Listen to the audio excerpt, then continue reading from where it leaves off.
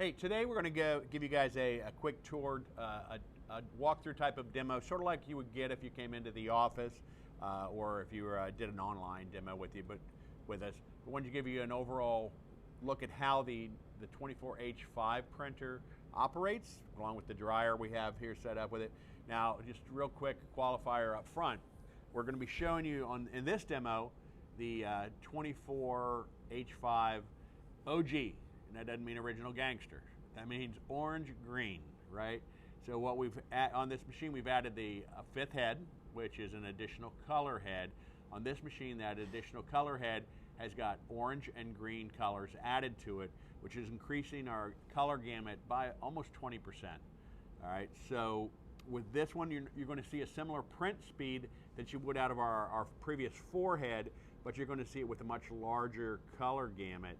That for a lot of people that's important, allows you to hit some colors that maybe you're just not quite exactly hitting right now. We also offer this machine in a 3 CMYK color head solution, which will allow you to print faster. And we also offer it in an extended dryer setup with 3 of the CMYK heads that gives us some radical speed. We'll do a demo on that one later on, but just to tease you a little bit, that you're looking at about 250 to 275 linear feet an hour, which translates anywhere from 500 to 550 typical type transfers in an hour. But it does take an extended dryer because guess what?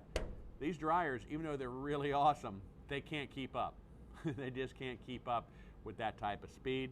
So you do have 3 configurations. You just consult with your account manager. They'll help guide you to the one that fits what your needs are the most, whether you need more speed, you need more color, or maybe it'd be a good idea to put one of each in your operation. You never know. All right. So we're going to do a quick overview on it. If you've looked at printers before, you know, it's one of the differences you're going to see on here automatically is there's 2 sets of tanks. That's because we have to have the extra tanks to feed the extra head. In this case, we use 2 of the slots over there. As you can see, we're showing you right now for the orange and the green. If this was a 3 CMYK, we would have 4 of those tanks would be cyan, magenta, yellow, and black, just like we have over on this side. And on both of the configurations, we have 1 tank over on the other side of the machine that is loaded with a storage solution, which is one of the big benefits of this machine over any other models we've ever had in the market. This machine automatically wet caps itself. You set a timing for it to do that. That way it will wet cap, it'll do a head cleaning and wet cap itself. And that'll allow you to allow it to sit, even if it's overnight for an extended period of time. We've done some extreme testing on this, and the numbers are staggering of how long you can let it sit wet cap scenario. But for companies that maybe shut down for 5 or 6 days or 7 or 8 days at Christmas or Thanksgiving or something like that, it takes care of that. Plus we see phenomenal nozzle checks. I don't know if you've been experienced with printers, but I've got a nozzle check right here that we just printed out. I did 1 print head cleaning when I got up. This is the nozzle check that we had from this machine not having been used in a couple of days. All right, that's the kind of nozzle checks you get when you have automatic wet capping of your print head each night, and you can set the gap on that. Part of your training will be to show you how to set it based on your printing patterns, but really, really a big benefit. We've also added onto this, because of the high-speed printing especially, we have a dancer system in the back which actually controls the flow of the film coming up to the top. We don't have a lot of jerking action like you would when you're just pulling it to static roll. You have a powered feed on the back, which also feeds the film much, much more gracefully through. The dryer I have in front of me is our POWR dryer. The R stands for recirculating. What this is going to do in this case is I'll turn it on an interval, and it will just continually cycle powder based on that interval, so we're not having to pull a drawer, pull it up, and put it in. Certainly for higher speed, higher volume, this is the way to go. I've already loaded up some art in the software. I think we got about 15 feet or something like that. We're going to just let it rip, let you see how it operates. We've already we did some printing a little bit earlier, so I already had some film let through it. I just went ahead and left it through. But at the end, we'll show you how we finish a job, let it run out, and just give you a feel for what the machine looks like and how it operates. Any questions you may have, bounce them off your account manager. Got a bunch of really knowledgeable sales folks there. If they don't know the answers, trust me, my phone rings. They'll get me on the phone, we'll get the answers for you. So let's see how this thing runs. All right, I've sent the print job over. What I'm gonna do is I'm gonna go ahead and I'm gonna just add some powder down into my loop of film. We have an automatic mode on our belt. And what this automatic mode will do is you see that little red laser there, and you'll see that the belt is moving now and pulling the film up. What that laser does is it's going to keep track of where that film is at. And when that film cuts that laser, it's just going to change its state. So as I print, all right, the film is coming this way, which makes that loop drop. And then what that does is as it drops down to get lower below that laser, that's going to turn the dryer belt on. What's going to happen then is the belt is going to be pulling it, so now you have the belt pulling it with, that way the dryer is coming up. My cameraman just reminded me I hadn't turned on my take-up reel. I get so excited about this thing, I forget to do stuff sometimes, all right? But what it does is as this belt pulls away, that's going to make that loop come up, the printer's moving it forward, and when it cuts the laser again, the belt will turn off. Film's still printing forward. So we're not ever going to really see, the printer doesn't stop. The printer keeps printing. The dryer is going to sync itself up to the printer itself. So we have our settings set up so that this is, the printer belt is running a little faster than the printer, so we don't have to worry about the printer outrunning the dryer.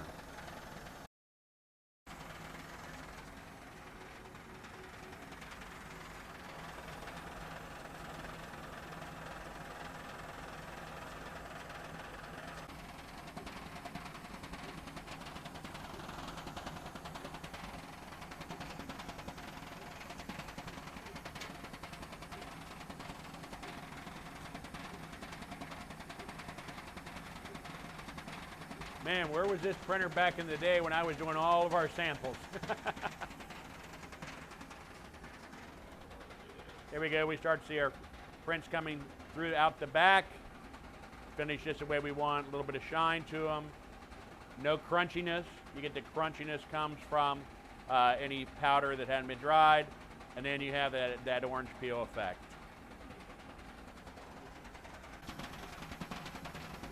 As you can see in here, the auger system, which is actually, there's an auger goes across the bottom away from me, an auger that comes from the bottom up to bring powder up, and this auger drags it across a series of holes which drop powder down in the film. On top of that, it's got a safety feature. If I open this, it stops the auger. So you don't have to worry about somebody getting hurt with that. It's got that safety feature built into it.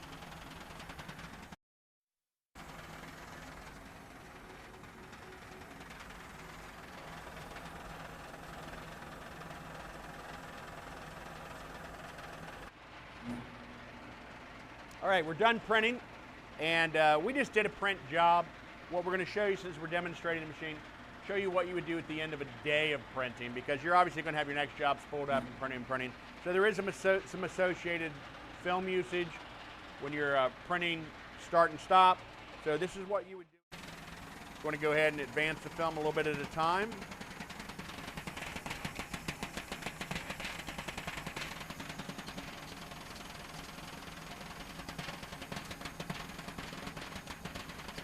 Want to make sure I'm giving these prints here a decent amount of time on this heated bed, the table on the front.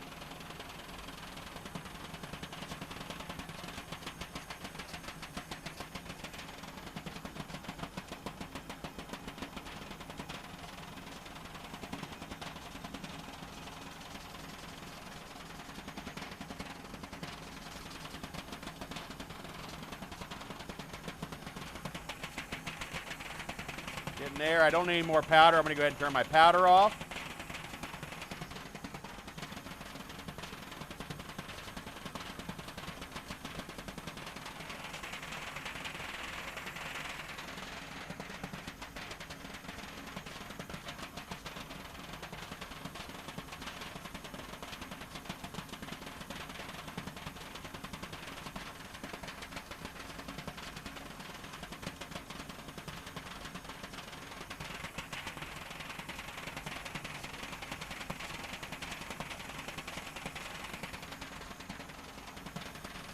All right, I'm going to go ahead now. While that's running, I'm going to cut the film up here on the printer.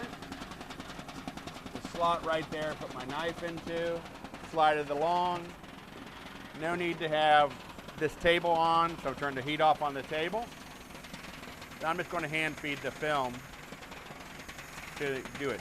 As you can see, we're getting past the last of our graphics. Go ahead and turn the powder clean off, which will make things a little bit quieter as well. And at this point, I can just go ahead and drop the film, and I'm going to turn off and just let the film go on manual mode. So it's just going to continually run as it comes out. See your prints back here coming out of the machine. And that's really it. All we're going to do is, if we're done with this, we'll shut things down. And what we will do is, at that point, we'll go ahead and do our daily maintenance, which is about 5 or 6 minutes a day at the end. And then when we shut things down from our software side, the machine's actually going to wet cap itself and be ready until we come in tomorrow, or for the window we set. We have this machine set so that every 25 hours, it'll wet cap itself. All right? So as soon as I shut off the software, it's going to do a wet cap. And then 25 hours later, do another wet cap head clean. So like over the weekend, we'll do it.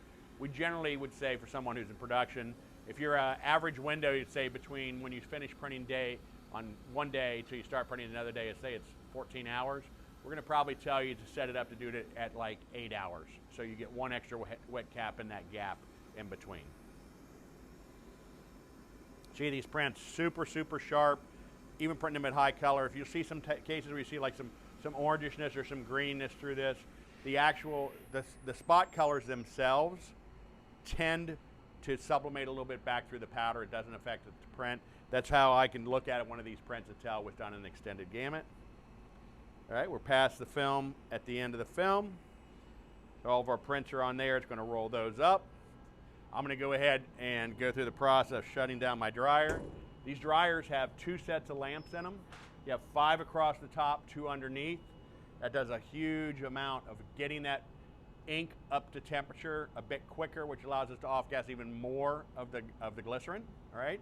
And secondarily, it allows us to get a higher temperature in drying in a shorter period of time. All right, we're done there. Going to shut off my vacuums, turn off my belt, shut off the internal extraction system, and in this case we offer a secondary extraction system. If you're working in, like we have low ceilings and we're more of an office environment than more of maybe a warehouse or a work area environment. If you want to make sure that there's no extra fumes or there's no steam or smoke that escapes, just use this. I'm done there. I'm just going to turn that off, and we're done. That was the whole of a demo on the machine. We ran, what did I say, 18 feet of film in a very short period of time. It was running at about 130 linear feet. That's on our OG version of the 24H5.